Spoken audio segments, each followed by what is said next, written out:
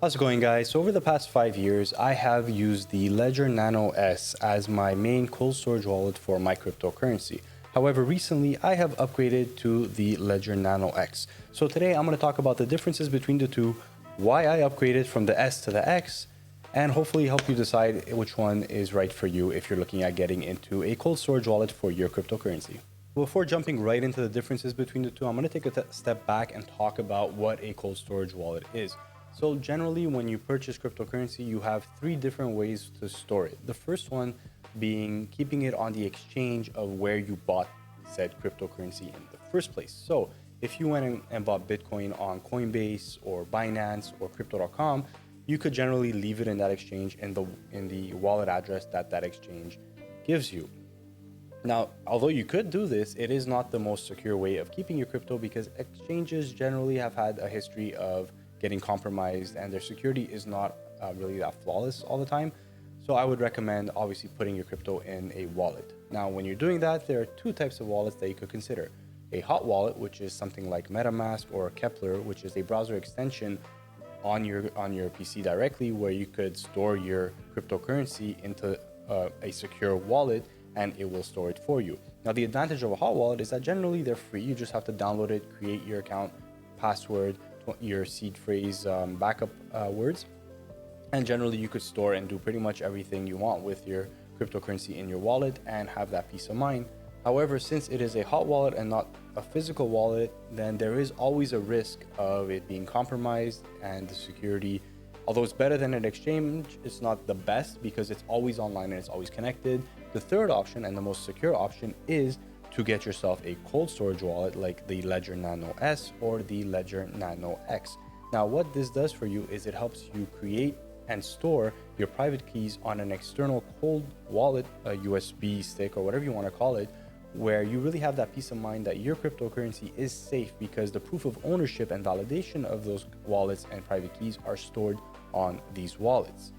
I just want to say, because there is a bit of confusion sometimes when it comes to these wallets, your cryptocurrency that you would store on a cold storage wallet does not mean that the coins are actually on this wallet. So think about it like this. That would kind of defeat the purpose of cryptocurrency, right, as a whole right there, because your coins are not out of circulation. They're still on the blockchain. However, what this does is it stores your private keys and validates and proof of ownership that you are the one that owns that wallet address that has those coins in it.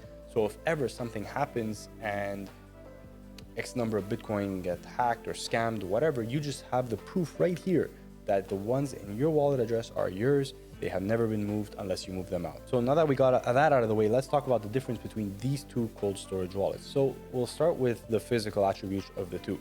So in general, the Ledger Nano X is slightly bigger than the Nano S, and that is for two main reasons. The first one being the screen size. So on the Nano X, you're getting a much larger screen size, which just makes it a lot easier to use and easier to see. And second of all, you're getting two large circular buttons on the left and the right side of the screen, which makes things a lot easier to access and click. Now on the Nano S, you still have two buttons, except they're smaller ones and they're on top of the device.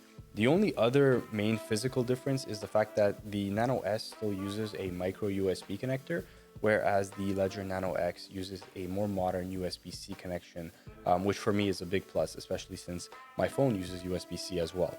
Now, although there is a $90 price difference between the two devices, it's not the physical attributes between them that's going to help you make that decision. So let's take a look at what they both have in terms of features. So as we can see here, we have the comparison between the Nano S and the Nano X, and this is where the biggest difference is. So the Nano S has a much smaller capacity for storage and applications that could be installed simultaneously. Now that's very important. So you could install about 3 to 4 applications on the Nano S before storage is full, whereas on the Nano X, you could install up to 100 or more depending on the application before storage is full. So what that means is whenever you want to transfer, let's say, Bitcoin into the Nano S, what you have to do is you have to download the Bitcoin application from the Ledger Live Manager. And once it's installed, you can now transfer in or out any Bitcoin that you have in your wallet. then you would do the same thing for, let's say, Ethereum. You would download the Ethereum application, and now you are able to transfer in or out any Ethereum. Then you could do that for maybe one more coin, like Litecoin. So then once that application is installed, you are now free to transact any of your Litecoin. The problem is when you want to get to a fourth application. So let's say you want to install the Cosmos application and bring in some Atom. Well, what you'd have to do first is uninstall one of your previously installed applications to make room on the device to be able to install that application. So you'd have to uninstall the Bitcoin application, install the Cosmos application. Now you could bring in and transfer in some Cosmos. The problem with that is now if you wanted to transfer out or transfer in more Bitcoin, you would have to uninstall another application, Ethereum, Litecoin, or Cosmos, reinstall the Bitcoin application, and then you could transfer in your coins. Now, just because you uninstall an application, you don't lose your coins or your keys. They're still on the Nano. It's just you won't be able to transfer in or out until you reinstall that application. Now, that's one of the biggest differences and why the Nano X is a lot more convenient, because you could have 100 applications at the same time, so you don't have to worry about uninstalling and reinstalling every time you want to transfer in a new token that you have or an old one that you just wanted to move around.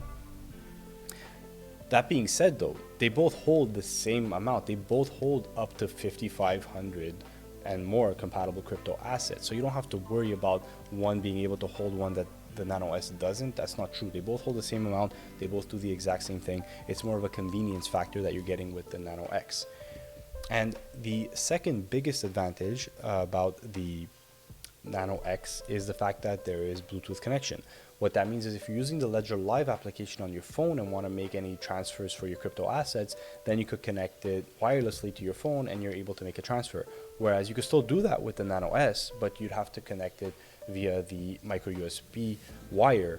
You'd have to physically have the wire connected to your phone, and then you could make the transfers through the Ledger Live app on your phone. Aside from that, though, they're virtually the exact same thing. They do the exact same stuff, and they could hold just as much crypto assets as they want. I mean, they both have the same security. They both have the same backup and security to get in. They both use a PIN code to get in. They both have a 24-word seed backup phrase. So as we could see, compatible with the same amount of wallets. They both hold the same amount of coins. They both have the same certified ANSI security chips inside. The Bluetooth is only available on the Nano X. The screen size is bigger on the Nano X. The USB-C is on the Nano X. You have a battery because it's Bluetooth, so you have up to 8 hours standby on the Nano X, where the Nano S has no built-in battery at all. It only works when it's plugged in. And the Nano X is slightly larger and slightly heavier, which is due to the fact that bigger screen, bigger buttons, and the metal housing that comes with it is just a bit more sturdy than the one on the Nano S. And it has more of a matte silver finish, whereas the Nano S has a glossy silver finish, so fingerprints and stuff, but that's really not a big deal whatsoever. So that is where your $90 price difference from 59 US to 149 US comes in. It is really the convenience and the fact that the Nano S just has one extra step when you want to make a transaction. You'd have to uninstall or reinstall an application if you want to move the crypto assets in or out. And if you want to connect it to your phone, you'd have to hardwire it to your phone. So it's one extra step in both cases. Now, as I mentioned, I've had the Nano S since 2017. Now, which one should you get? And this kind of goes back to the type of investor in crypto that you are or are looking to be. If you're somebody that just wants to invest in one or two coins, buy the crypto assets, store them on your wallet, and kind of forget about it and know that they're safe, then I would recommend to generally save that extra $90 and go with the Ledger Nano S. But if you're somebody like me who now am invested in over 30 different projects, which I kind of need to cut down, but if you're invested in over 30 different projects or more than 20 or more than 10, then maybe the Nano X is the right wallet for you, because it's just going to be a lot easier and it's going to be a lot more convenient to transfer in and out your crypto assets, because you don't have to uninstall and reinstall applications on the Nano every time you want to make those transactions. So it's just a lot more manageable if you have more than 3 or 4 investments in different crypto projects. So if you guys enjoyed this video, please hit that like button, comment if you have any questions, comments, or thoughts on this video.